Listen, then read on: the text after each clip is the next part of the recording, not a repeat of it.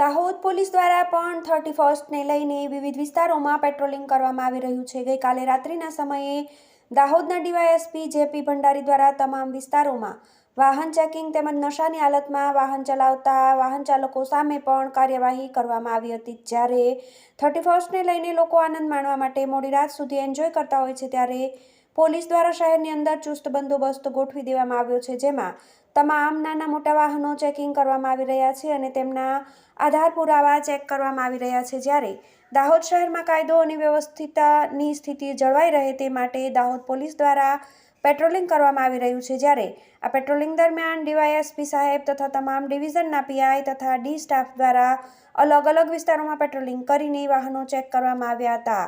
Bureau chief યોગેશભાઈ દરજી, TV 18 news, Dahod.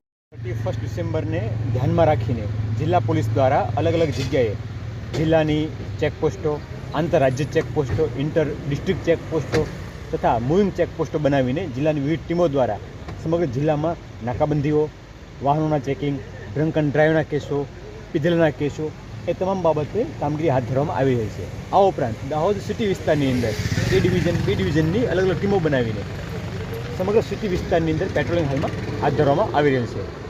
થોડુંક તે માટે ફૂડ પેટ્રોલિંગ કરવામાં આવ્યું હતું। સમગ્ર પેટ્રોલિંગની અંદર કોઈ અનિચ્છનીય બનાવ ના બને કે કોઈ અસામાજિક તત્વો કોઈ કૃત્ય એવું ના કરી બેસે એ માટે તમામ ટીમો અત્યારે ફિલ્ડમાં છે અને કામગીરી કરી રહી છે। સર, ડ્રિંક એન્ડ ડ્રાઈવના કેટલા કેસ?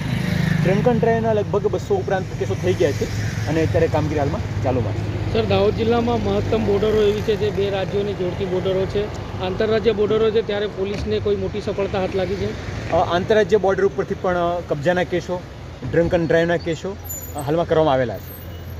સાહેબ, આજની જે આ ડ્રાઈવ થઈ એમાં ટોટલી કેટલા પોલીસ જવાનો, અધિકારીઓ કેટલા? લગભગ 500 ઉપર પોલીસ જવાનો સંકળાયેલા છે એમાં।